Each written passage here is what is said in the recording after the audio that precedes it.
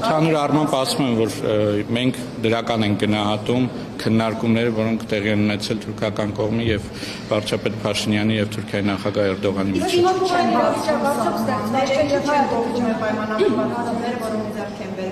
Հայ-թուրքական կարգավորման գործընթացում ինչ այժմ։ Մենք հույս ունենք, որ այն պայմանավորվածությունները, որոնք ձեռք են բերվել, դրանք կյանքի կկոչվեն եւ դրա մասին թե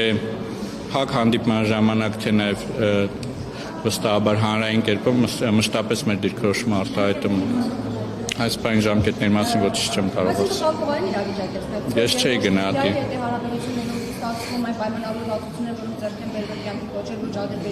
Ես գործընթացը փակուղային չէի գնահատի, որովհետև փակուղային գնահատականի համար առնվազն անհրաժեշտ է նախադրյալ, որ քննարկումներ չկան, իսկ քննարկումներ թե Հայաստանի, թե Թուրքիայի եւ թե Ադրբեջանի հետ քննարկում։ Ադրբեջանի պատկերացրած Զանգեզուրի միջանցքի հարցում եւս նույն դիրքով չի հանդես գալիս, այսինքն թուրքական կողմը Զանգեզուրի միջանցքի հետ պատկերացրած ադրբեջանական կողմը պատկերացրած Զանգեզուրի միջանցքի հարցում չի աջակցում Ադրբեջանին եւ ինքը այդ օրակարգը չի սպասարկում։ Մենք կարող ենք արձանագրել, որ Հայաստանի Հանրապետության դիրքորոշումը, որ կոմունիկացիաները պիտի անցնեն Հայաստանի ինքնիշխանության եւ իրավազորության ներքո որևէ կերպ փոփոխման չի ենթարկվել, չնայած այն բոլոր շարժումներին, որ այցից առաջ եւ այցից հետո մամուլում տեղ են գտել։ Իսկ ինչ բացատրություն ունենք, որ ժամանակ այստեղ հարցը փակում է իրենց կողմից, եւ հետո ժամանակ իրենք հենց անգամ բացում են։ Օրինակ, միանորակ որ պետք չէ ճանապարհը մենք Իրանից ճանապարհ կստանանք, ամուրջ են կառուցում, հետո նորից խոսվեց Զանգեզուրի միջանցքի մասին։ Ունեք բացատրություն։ Ենթադրաբար կոմունիկացիաների բացումը հավասարապես կարևոր է թե մեր հարևանների համար։ Իրենց պատասխանել Հայաստանի առաջարկներին, գրավոր առաջարկներին, որ ուղարկվել էր ապաշտապահման հարցը։ Այս մասին երբ լինի նորություն, վստահաբար հանրությունը կտեղեկացվի դրա մասին։ Ադրբեջանական այս պահին ինչ ուղղում են։ Հույս ունենք, որ մոտ ապագայում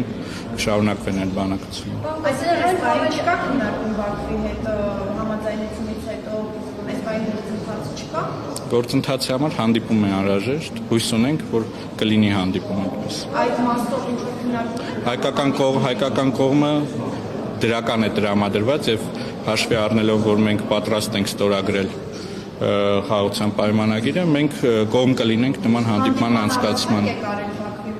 Պատասխանեց ձեր հարցին։ Ավելի առաջարկները, պահանջները, որ իրենք անընդհատ ներկայացնում են մամուլով հրապարակումների տեսքով, հայտարարությունների տեսքով, բանակցային գործընթացում իրենք բերում են այդ հարցերը որպես օրակարգային։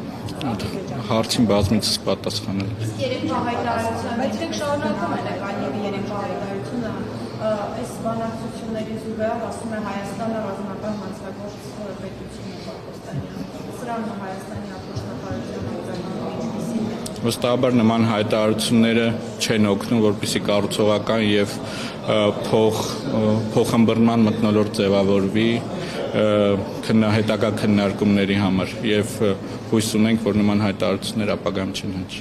Պարոն Կոստանյան, նաեւ 3 մայիսի նախարարը հայտարարել էր, որ Փաշինյանը ասել է, որ հայեցակցությունը չի եղել, ես խնդրում եմ մեկնաբանել եւ արձագանքը այս հայտարարությունների եւ նման օրինակ շեշտադրումներով մեկնաբանությունների։ Տեսեք,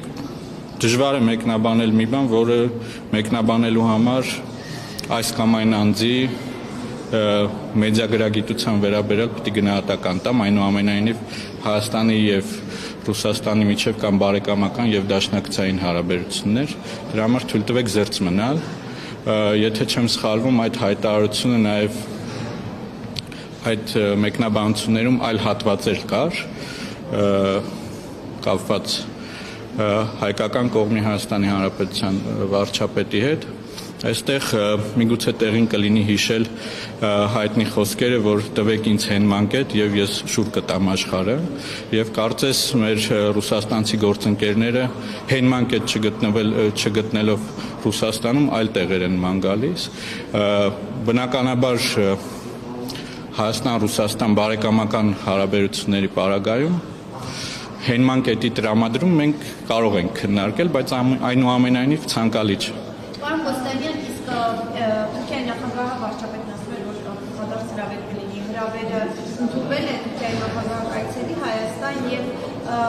Երկրորդ հարցը, արդյոք այդ հանդիպմանը քննարկվել է,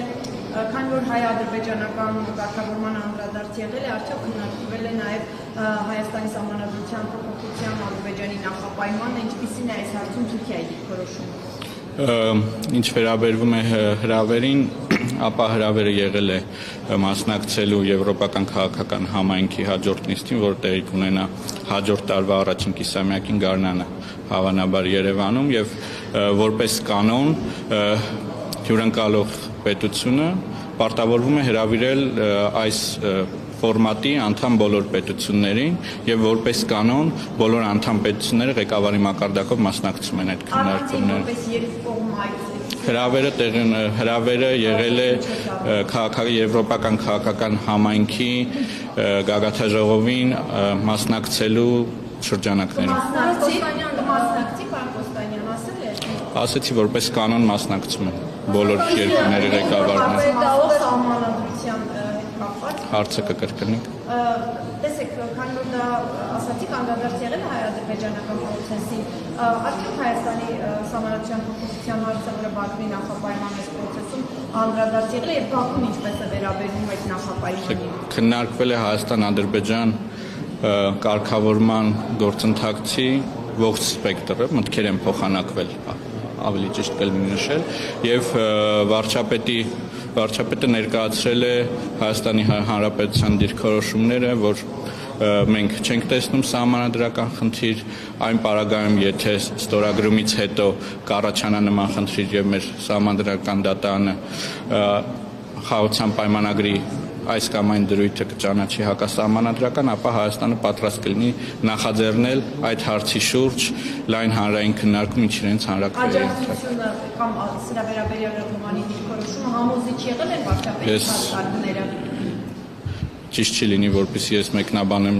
թուրքական կողմի համար համոզիչ եղել եմ թե չէ։ Վարչապետ Ալեքսեյ Օվերչուկն էր օրերս խոսել, նա մասնավորապես խնդիր էր տեսնում, ասում էր, եթե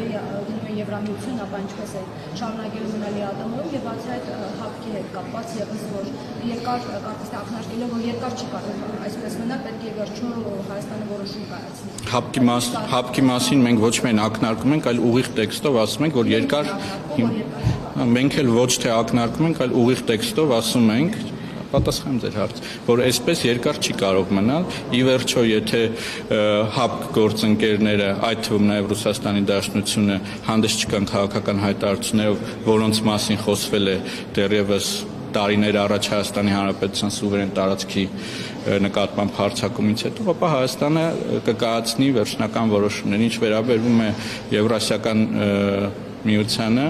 ապա մենք շարունակում ենք լինել Եվրասիական միության անդամ եւ շարունակում ենք խորացնել մեր հարաբերությունները Եվրոպական միության հետ, այն պահին, երբ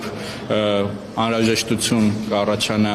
հստակ որոշումներ կայացնելու, նման որոշումներ կկայացվեն։ Մանրուք տեղեկություններ կային ճշտված, որ բանակցություններում նաև ռուսական ռազմավազային հեռացման հարցները Թուրքիան ներկայացրել եւ այդպիսի հարցեր կան քննարկվում են։ Արդյոք նման բանակցություններ կամ առանձնական կարող են լինել, որոնց առանձին պայմաններով Ռուսաստանի հետ կապված հարցեր չեն քննարկվում։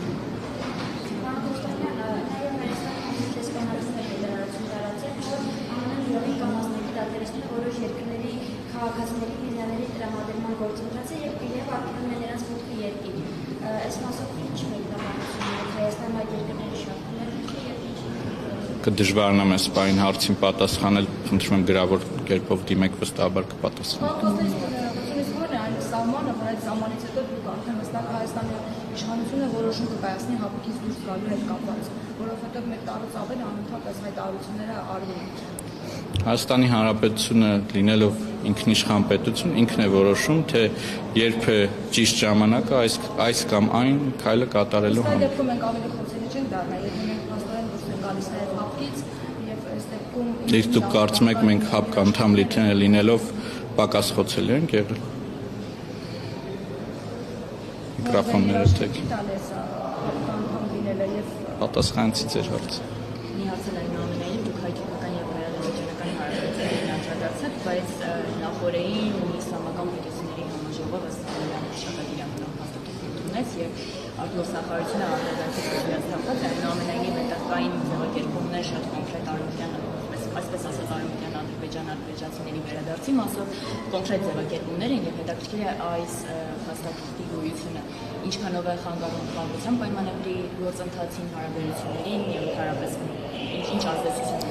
Արտգործնախարարության հայտարարությունը կարծում եմ ծանոթ եք, ի հավելում են թույլ տվեք նշել, որ չեմ կարծում, որ մեր հարևան պետության կողմից նման նախաձեռնությունները կառուցողականորեն են ազդում Հայաստան-Ադրբեջան կարգավորման գործընթացի վերաբերյալ, նաև որպես տեղեկատվություն նշեմ, որ Իսլամական համագործակցության կազմակերպության առանձին անդամ պետությունների հետ այս օրերին քննարկումներ են տեղի ունենում, նրանցից մի մասը հավաստիացնում են, որ այդ փաստաթղթում տեղ գտած այս կամ այն ձևակերպումները չեն համապատասխանում իրենց պաշտոնական դիրքորոշմանը։ Պարոն Կոստյան, եւս մեկ տեղեկություն կար մամուլում, որ խաղաղության պայմանագիրը հնարավոր է Վաշինգտոնում կողմի կամ արաբական ընկերություններում արդյոք նման պայմանավորվածություններ կամ խոսակցություններ առասարակական պայմանագրի կնքման հետ կապված։ Դա շատ հեռուն հետագային հարցեր են։ Աշխարհում ենթադրում եմ կան հազարավոր, եթե ոչ տասնյակ հազարավոր քաղաքներ, այդ քաղաքներից յուրաքանչյուրում Հայաստանը պատրաստ է կնքել Ադրբեջանի հետ հարաբերությունների կարգավորման փաստաթուղթը, մեզ համար առաջնային է փաստաթղթի կնքման գործընթացը։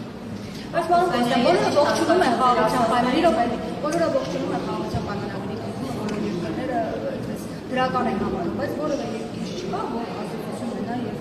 կարողանա նպաստել, որպեսզի կամ միջնորդներ։ Միգուցե փոխեք մարտավարությունը եւ ընդունեք, որ երկկողմանի բանակցությունները այդքան էլ արդյունք չեն տալիս, միգուցե միջնորդների վերակատարումը նպաստել, որպեսզի իսկապես պայմանագիրը կնքվեր կամ որևէ դրական արդյունք ուներ հայ-ադրբեջանական։ Ձեր հարցը կարելի է մեկնաբանել որպես ռետորական հարց, որովհետև այս տարիների ընթացքում եղել են մի շարք միջնորդությունների փորձեր, դրանց արդյունավետությանը թույլ տվեք այս բանը չգնահատել, այնուամենայնիվ Հարավային Կովկասում կայունությամբ եւ խաղաղությամբ հետաքրքրված մեր բոլոր գործընկերների հետ մենք շարունակում ենք պահել կապը, իրենց տեղեկացնել ընթացիկ գործընթացների մասին, հույս ունենալով, որ իրենք դրականորեն կարող են ազդել գործընթացի վրա։ Ադրբեջանի վրա ազդելու որևէ Ես չեմ կարող մեկնաբանել այլ պետությունների հնարավորությունները եւ լծակները։ Հայ-ադրբեջանական գործընթացում Բաքուն դեռևս շարունակում է ընդդեմ իր նախապայմանները եւ process-ը դեռ այդ կետում է։ Այս պահին նոր դիրքորոշումներ կողմեր չեն արտահայտել։ Իսկ ակնկալիք ունեք, որ Թուրքիա այցից հետո հնարավոր է օրինակ կամ քննարկվել է, որ օրինակ Թուրքիան նպաստի, որ Ադրբեջանը փորձի դիրքորոշումը փոխել կամ ստանձնի այդ միջնորդությունը կամ նրա կառուցողական դաշտ բերելու վերակատարումը։ Ես կարծում եմ թուրքական կողմը առնվազն վերջին 1 տարվա ընթացքում հանրային բավականին դրական ազդակներ է տվել երկու կողմերին, այսինքն Հայաստանին եւ Ադրբեջանին, որ իրենք շահագրգռված են, որպեսզի երկու կողմերի միջև հարաբերություններ կարգավորվեն եւ համապատասխան փաստաթուղթը կնքվի։ Իսկ ակնկալում եք, որ ավելին անի Թուրքիան։ Պատասխանեցի ձեր հարցին բավարար